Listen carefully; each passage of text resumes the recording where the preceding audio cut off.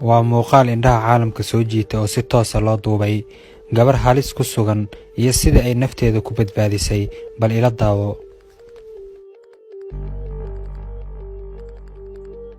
gabadhan gobolka Florida ka timid waxay eegeeda u keentay qolooyinka daaweeya. markii la baaray kadib waxay ka codsatay lamaanaheeda inuu la joogo eyga. kadib waa ay soo dhaqaajisay.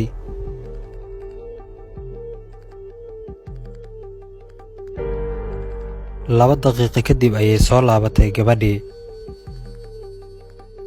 si qarsoodi warqad ayay u dhiibtay qolada caafimaadka iyadoo gacanta ka jaraynaysa.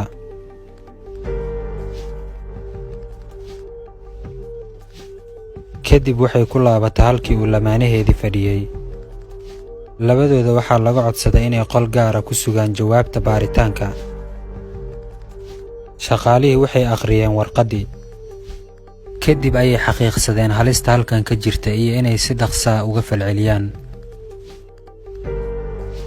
warqadda waxaa ku qoran: ii waca booliska, boyfriendkayga xoog buu igu haystaa, qori ayuu sitaa, fadlan yuusan idin ogaan. shaqaalihii waxay si deggan u ogeysiiyeen khatartan madaxda isbitaalka. markan keliya waa inay dulqaad muujiyaan.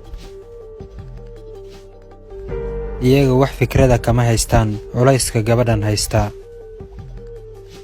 iyo in lamaanaheedu uu yahay mid aad u halis badan. gabadha keligeed ayaa qolkan kula sugan ninkan. walwal aad u badan ayaa haya oo caawinaad ayay sugaysaa. ugu dambayn 15 daqiiqo kadib waxaa yimid 5 nin oo ciidanka ka tirsan. qolkii ayay ugu galeen wayna qabteen ninkii.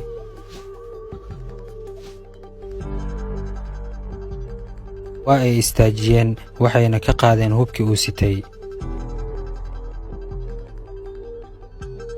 badbaadintan waxay soo afjartay 48 saac oo gabadhan silac ku jirtay.